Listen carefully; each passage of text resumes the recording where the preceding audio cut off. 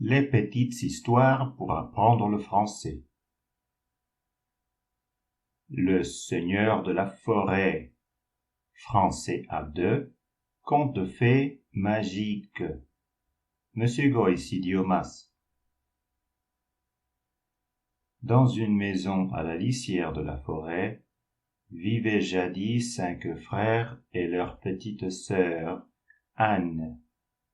Comme ils n'avaient plus de parents, les frères s'occupaient de leur sœur du mieux qu'ils pouvaient. Anne devint une jeune fille très belle, mais aussi très gentille et courageuse. Le seigneur de la forêt, qui vivait seul dans son château, entendit un jour parler de la jeune fille. Il était riche, son pouvoir était grand, mais, comme il n'aimait personne, il était triste. Si elle s'occupait de moi, pensa-t-il, peut-être retrouverai-je le goût de vivre. Un jour, il décida d'aller la chercher. Il s'arrêta devant la maison, à la lisière de la forêt, et sans y avoir été invité, entra dans la cuisine et jeta sur la table un sac de pièces d'or. « Donnez-moi votre sœur, dit-il aux 5 garçons. « Il n'en est pas question. »« Je la prendrai de force, » rétorqua le seigneur de la forêt en jetant sur eux un regard froid et cruel.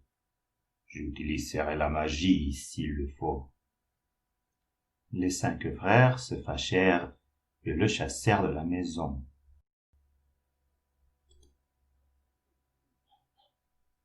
Le soir même, alors qu'Anne s'approchait de la fenêtre de sa chambre pour la fermer, un énorme oiseau noir la saisit dans ses serres et s'envola avec elle vers la forêt. « Oh malheur !» s'exclamèrent les 5 frères en la voyant disparaître dans le ciel. « Le Seigneur s'est transformé en rapace pour fondre sur sa proie. Nous sauverons notre sœur de ce démon. » Sans attendre, ils partirent dans la direction que l'oiseau noir avait prise. Ils marchèrent longtemps sans perdre de repos. Un jour enfin, ils arrivèrent devant le château du Seigneur. « Reprenons quelques forces avant d'entrer, » dit l'aîné, qui était le plus raisonnable, et il sortit quelques tranches de pain de sa besace.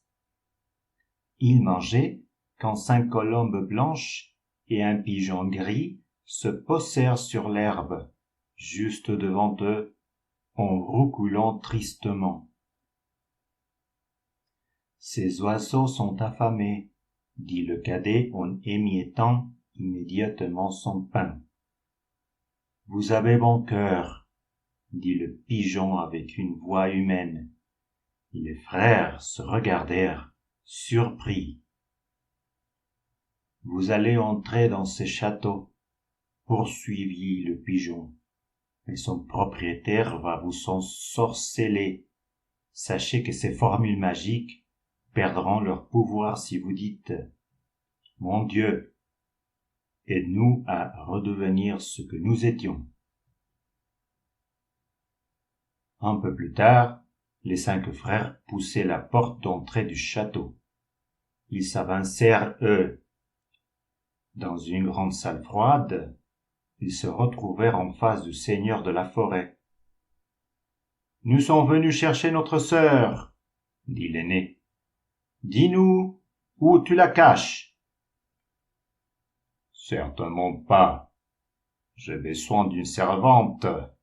Alors, elle restera chez moi jusqu'à la fin de mes jours. »« Il n'en est pas question, » dit le cadet, hors de lui. « Crois-tu » se moqua le seigneur en haussant les épaules.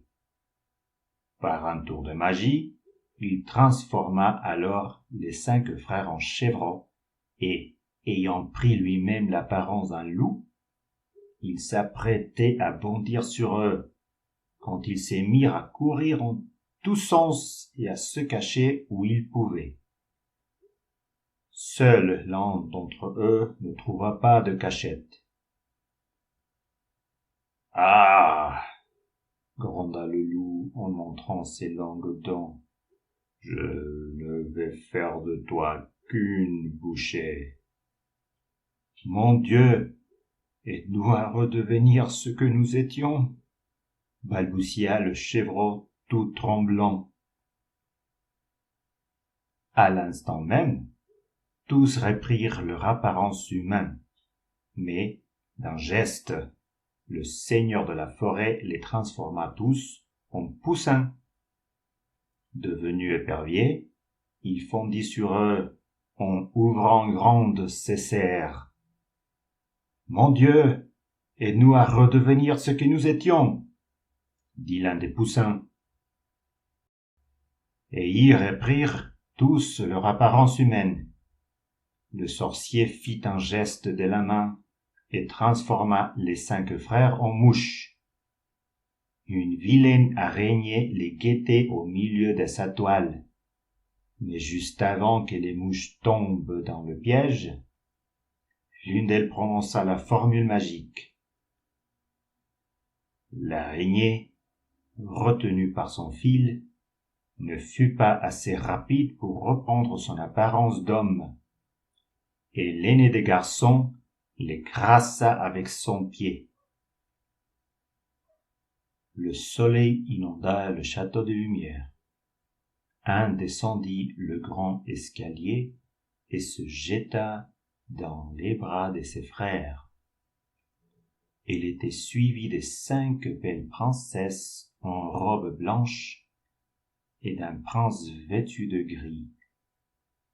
« Nous sommes les colombes et le pigeon que vous avez si gentiment nourris, dirent-ils. Vous seuls avez eu pitié de nous. C'est pour cette raison que nous avons pu vous aider. » Et Anne épousa le beau prince, tandis que ses frères épousaient les 5 princesses, toutes plus jolies et attentionnées les unes que les autres. Ils vécurent heureux dans le château. La fin. Me ciegóis, idiomas.